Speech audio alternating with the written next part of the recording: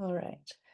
Thank you very much and welcome to the virtual press conference hosted by 350 Pacific, where Pacific civil society will react to the new Australian emissions target. Yesterday, the Australian government announced their climate plan with the emissions target reduction of 62% to 70% by 2035. On today's panel, we have Pacific civil society representatives as well as climate experts to react to the new target, as well as set expectations for COP30 moving forward. On today's press conference, we have Jacinta Fa'amau from 350.org Pacific as the Pacific campaigner. We have Dr. Sindra Sharma from the Pacific Islands Climate Action Network as the international policy lead. And we have Dr. Wesley Morgan from the University of New South Wales Institute for Climate Risk and Response as the research associate. Thank you so much for joining us. I will now open the floor to our first speaker, Jacinta Fa'amau. The floor is yours. Thank you, Drew. Hopefully you can hear me okay. I would like to begin by saying that the current emissions reduction target of 62 to 70% is incompatible with keeping global heating below 1.5 degrees. And it also undermines Australia's bid to co-host COP31 with Pacific nations. As a Samoan living in Australia, I have a foot in two worlds, and both look grim. We're witnessing record-breaking climate disasters, and leaders are retreating from their promises, allowing billionaires and the fossil fuel industry to profit while they destroy our planet. Shockingly, in just 1 week, the Australian government has travelled to the Pacific Leaders Forum to foster Pacific partnerships, approved the carbon bomb that is the expansion of the Northwest Shelf Gas Project, and released an emissions target that is short of what science and morality demands. The dissonance between claiming Pacific partnerships and bowing to fossil fuel pressure is jarring. Science, law, and morality all say the same thing. We cannot expand fossil fuels if we want to stay below 1.5 degrees. And we cannot give up on 1.5 because every degree of warming we can prevent is a degree less damage to our oceans and islands. Not only does the current emissions target not put us on track to maintain the 1.5 degree limit, the range of 62 to 70% gives them the option of shooting for the lowest possible number of that range. There are people in the Pacific that are fighting tooth and nail to adapt and respond to climate disasters that are costing island nations billions of dollars. There are also Pacific communities in Australia who elected this government on their climate promises that are having to adapt to increasing bushfires, heat waves, and floods. But you can't adapt to a runaway train of climate chaos, which is what this target and Australia's continued fossil fuel exports will trigger. We are drawing a line at climate hypocrisy. We are tired of our resilience being romanticized and being used as an excuse to continue business as usual.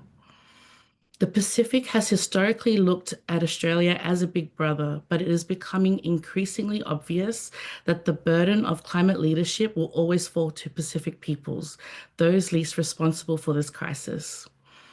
Tomorrow, Pacific Islanders in Australia and across the region will take to our streets, our churches, our villages, shorelines to draw the line at climate inaction, draw the line at fossil fuel profits and greed, draw the line at 1.5 degrees, because we cannot let lukewarm commitments be celebrated as climate action. In Australia, we will be gathering in Melbourne, Brisbane, and Sydney for community actions to send a clear message that this target from Australia is far below what is needed to secure a safe and livable climate, and that Pacific people will continue to show up for climate justice, even when the powers that be refuse to pull their weight. Thank you, e whaftai tele lava.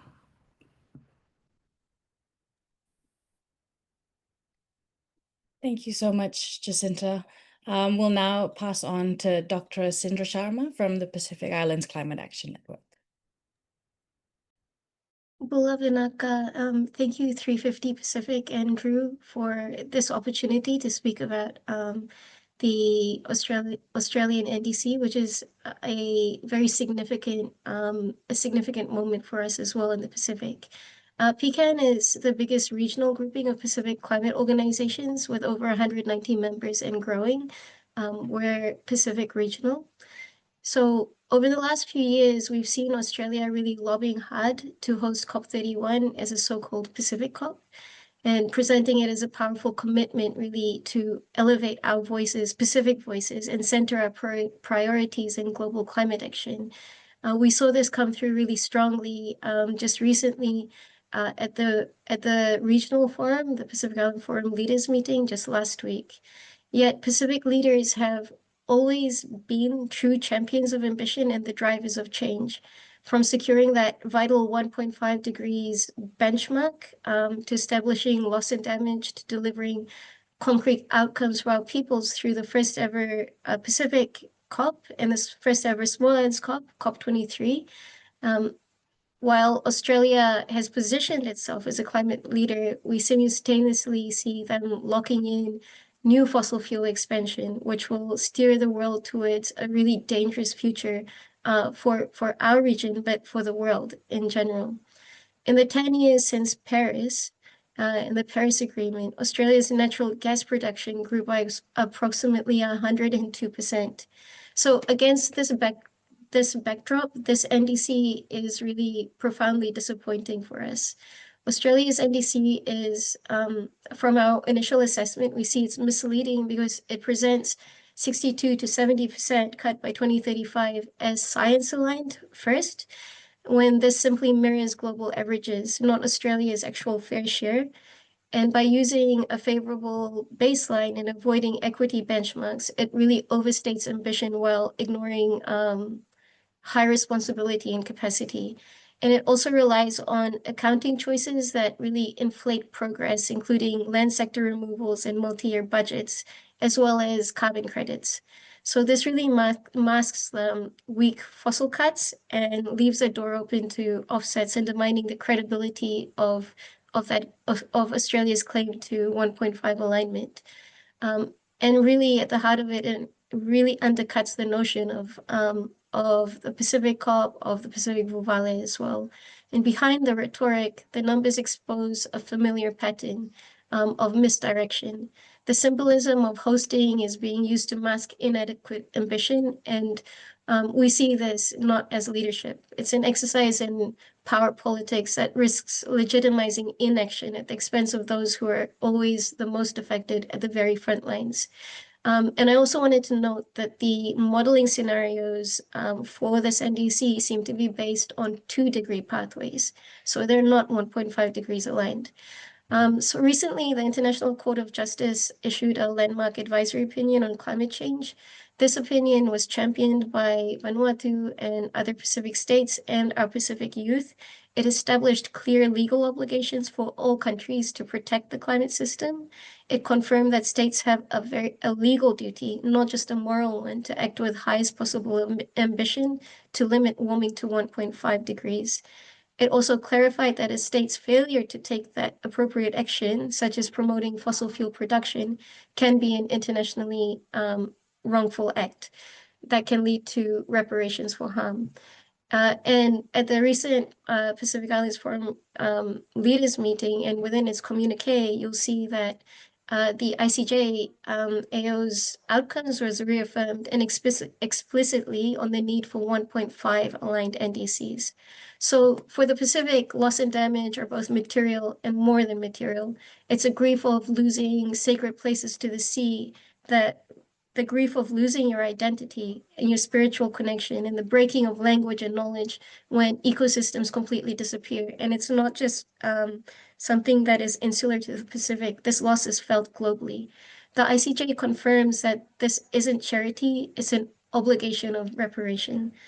By failing to commit to 1.5 aligned NDCs, Australia is not meeting its legal nor its moral obligations. And it's not just a political choice anymore. It's a breach of international law and a direct violation of the spirit of partnership that the Pacific COP is supposed to represent. The science is very clear. To have a fair chance of staying below 1.5, Australia needs to have done far more than this NDC suggests. And independent science-based assessments show that Australia's fair share at the very base minimum, and this is likely an underestimate, is a 75% reduction below 2005 levels. And we note that the current NDC will also lock Australia and the globe into an overshoot pathway.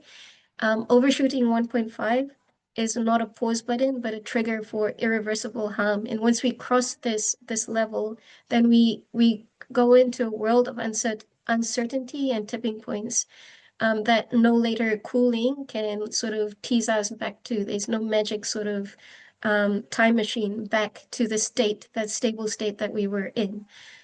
So when we think of the economics and we think about what is economically feasible as well, the weight of what will be lost is not captured within this NDC. It's not captured in the way it's been modeled. We really need to see a 1.5 aligned NDC, and it's very disappointing that we have what we have in front of us. Thank you. Thank you, Dr. Sindra Sharma, and for tying in the ICJO as well as the outcomes of the Pacific Island Forum Leaders Meeting. We'll now pass on to Dr. Wesley Morgan from the UNSW Institute for Climate Risk and Research. Yes, thank you so much to 350 Pacific and to you, Drew, for the opportunity to make some remarks today. And it's difficult to follow on from such articulate and clear statements from Jacinta and from Sindra. Australia is the largest member of the Pacific Islands Forum grouping of countries and is bidding to host the UN climate talks with Pacific Island countries next year.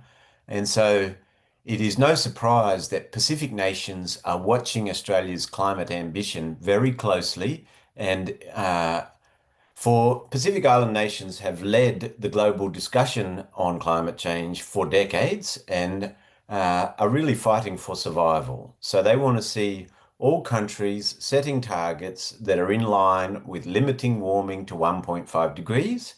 That is a moral imperative for Australia. It is also a legal imperative for Australia, as this is the agreed target temperature goal set out in the Paris Agreement.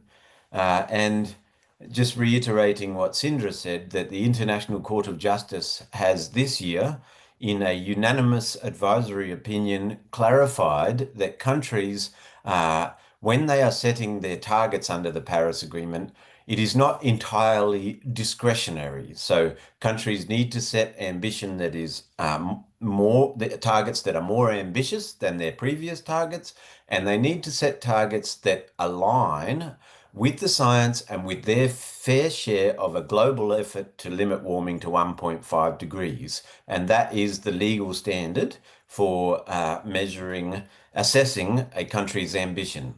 And the reality is that Australia fails to meet those, has failed to meet the moment. So Australia's new NDC of limiting warming to between 62% and 70%, cutting emissions between 62 and 70% based on 2005 levels by 2035. This falls well short of what is needed to protect communities in the Pacific and in Australia from catastrophic climate harms. We are already feeling the impacts in our communities. It doesn't matter if you're in Taree or if you're in Tuvalu. We are seeing people being displaced from their homes in Australia and in the Pacific.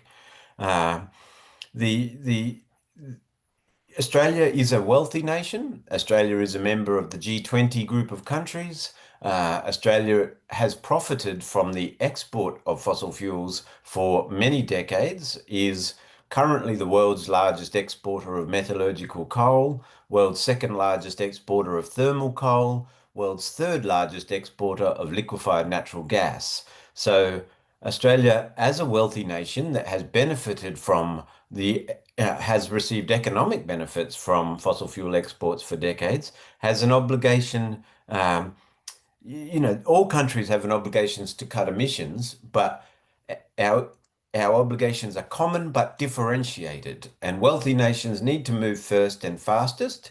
And a fair share for Australia that is in line with the science should have been a cut of at least 75% on 2005 levels by 2035.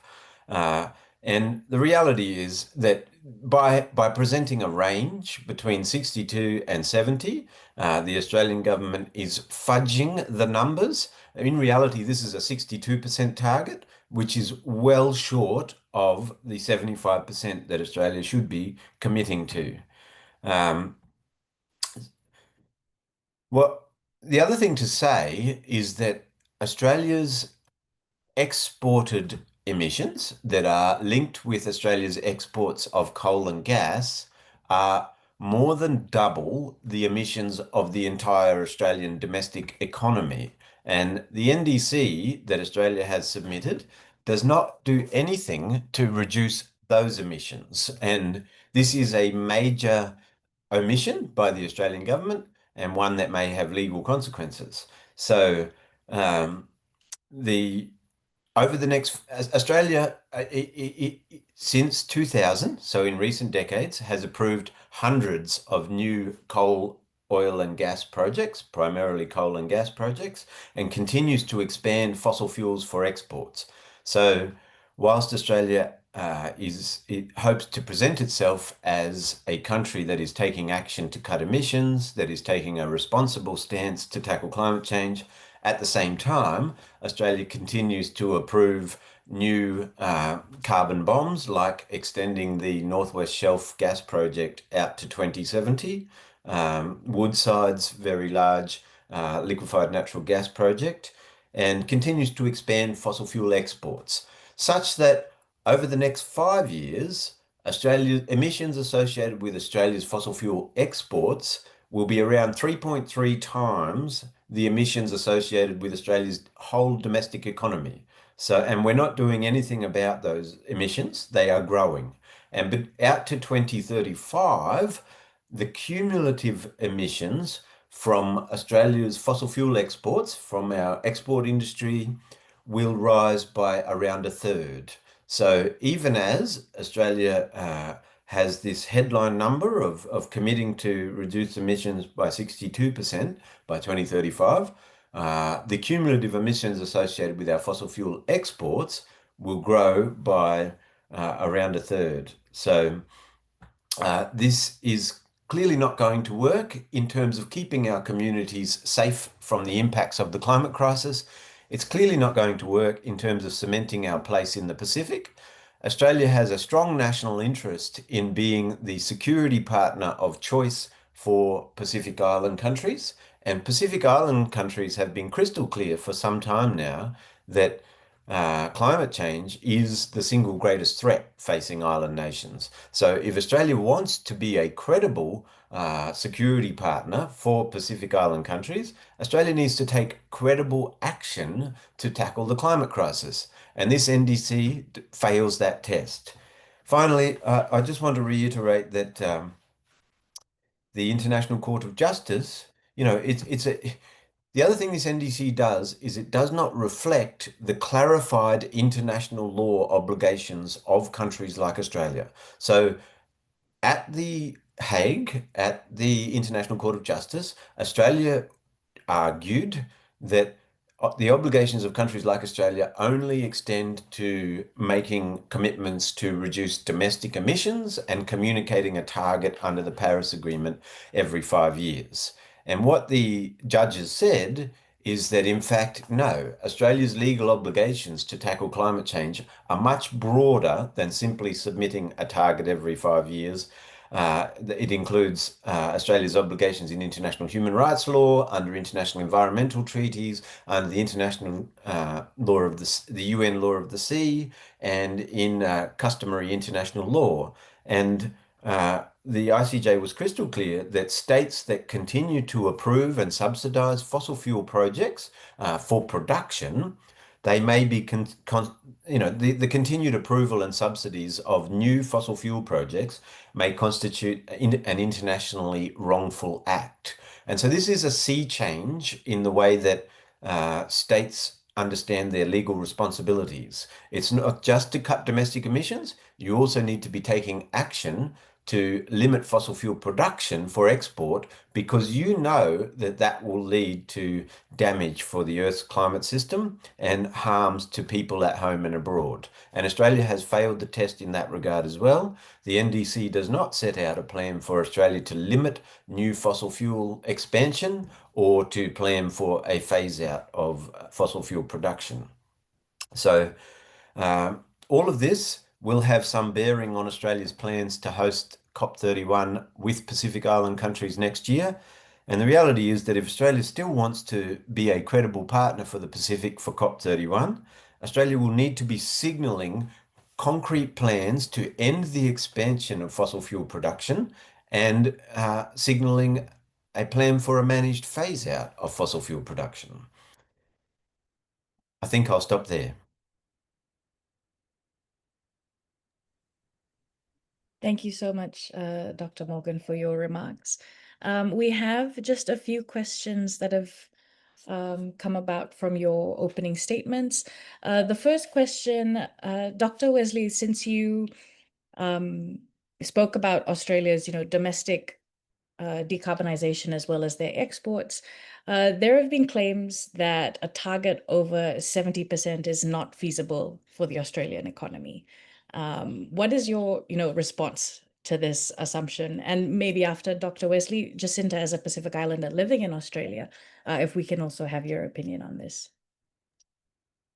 Look, I think that's a statement of political will rather than a statement of technical feasibility. We have the technologies available to us now to replace fossil fuel technology with clean energy technology. So wind, solar, storage, batteries, electric vehicles. We have all of the technology that we need to make very deep, rapid cuts in emissions in Australia. And there has been analysis by a number of independent organisations in Australia, for example, the Climate Council of Australia, which has set out pathways that Australia could achieve a 75% cut in emissions by 2035. So to say that it's not feasible to go beyond 70% by 2035 is more a statement of political will than technical feasibility.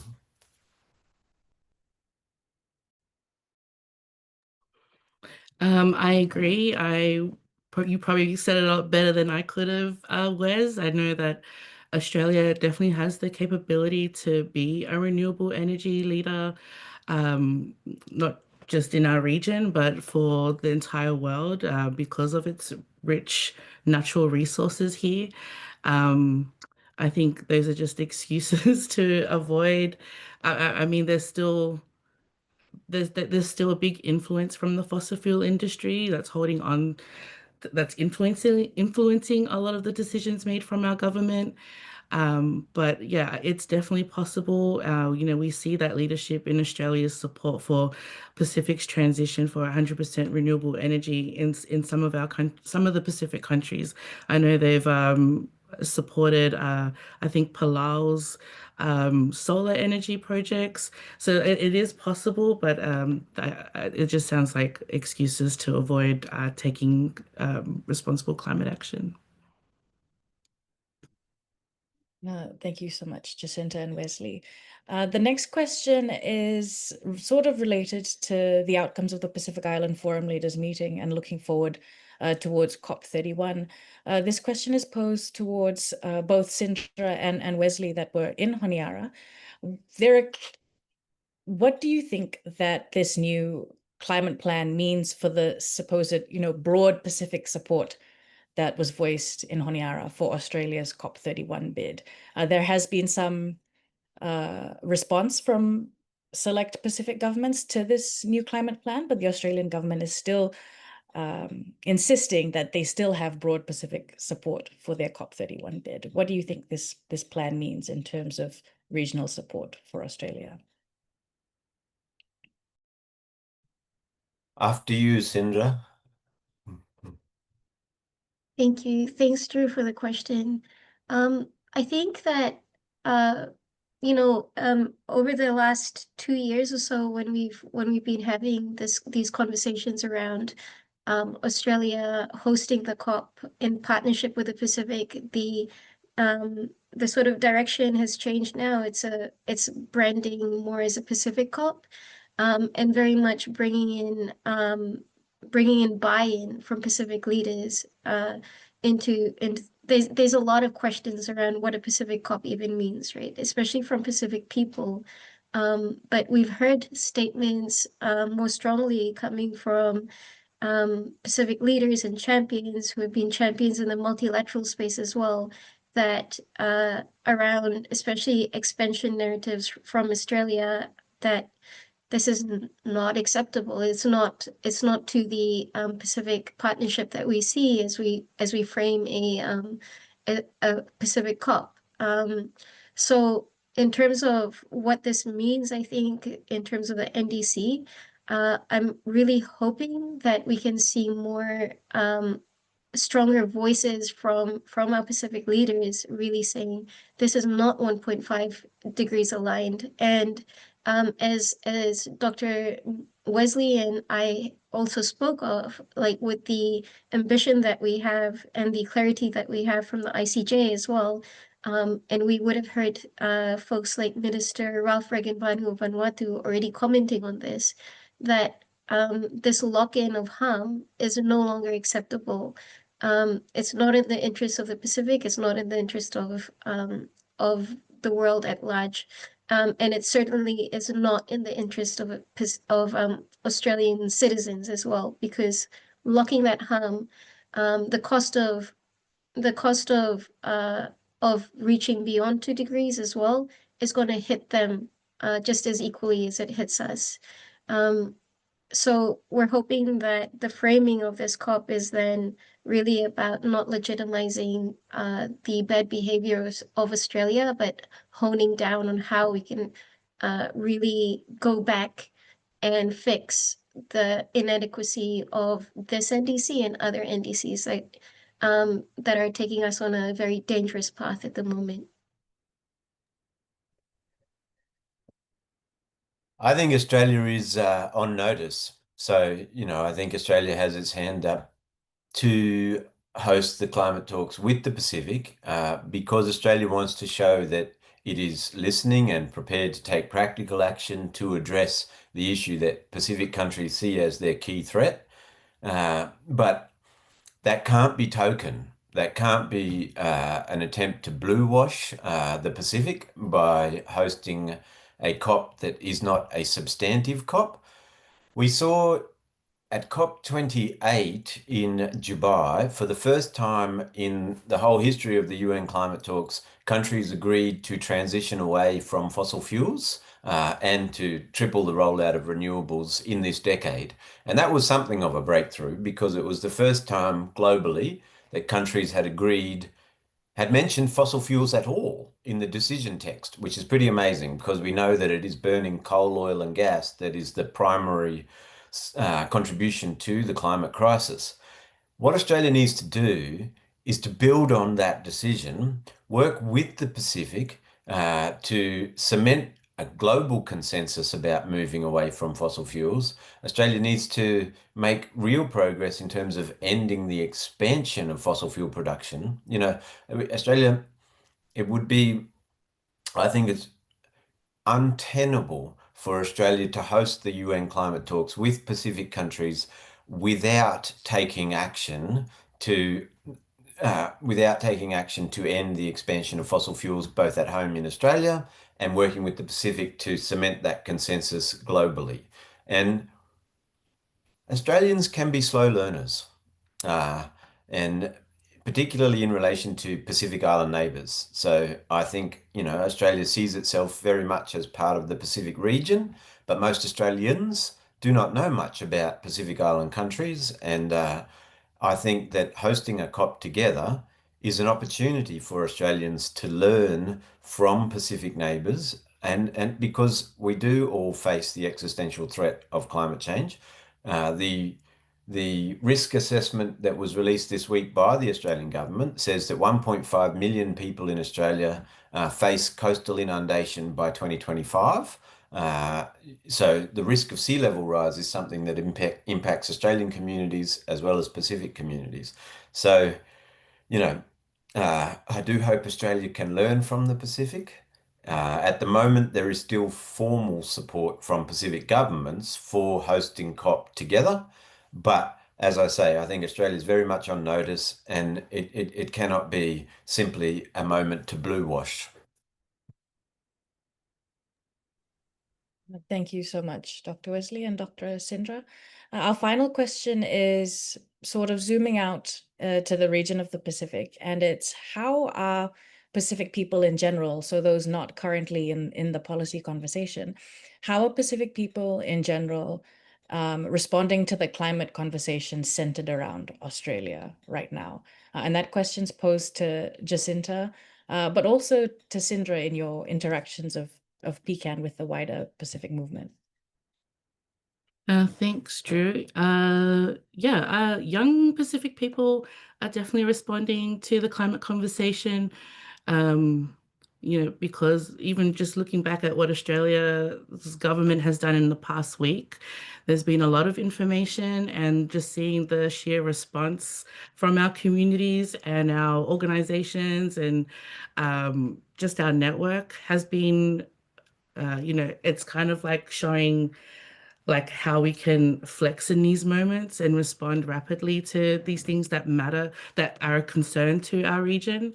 Pacific communities, like especially across Australia, are engaged in what's going on in our government. Earlier this year, we campaigned during the elections, and it wasn't just to increase voter turnout from our Pacific communities, but we had our Pacific climate warriors who were out there to also inform our communities about what we need to demand from our government leaders to ensure our future, and that the elections is an opportunity to do that. And we had a list of priorities or demands that were featured in a petition, and our teams did this, did an incredible effort of reaching close to 10,000 people who had endorsed these priorities for our region.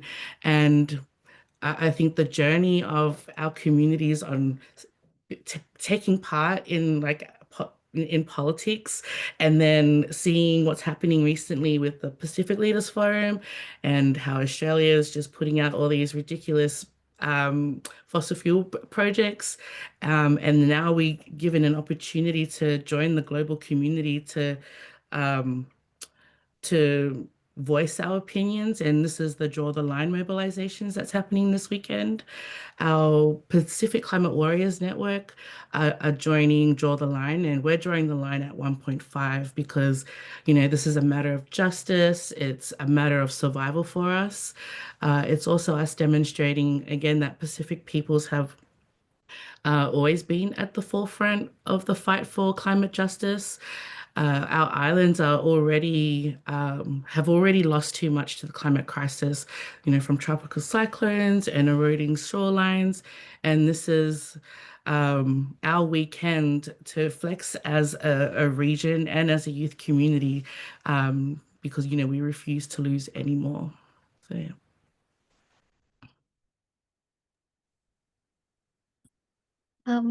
I don't have too much more to add. That was so well said. But I think for the Pacific people, there's this framing of us that has been circulating that we're vulnerable, that we're victims.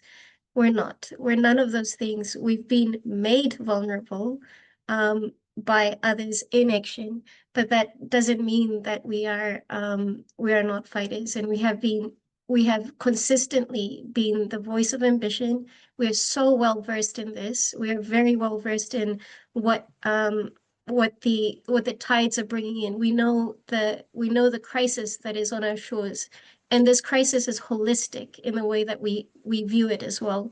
So the unique lens that the Pacific people bring is a strength in itself, and we apply that to our neighbors, Australia and also New Zealand as well.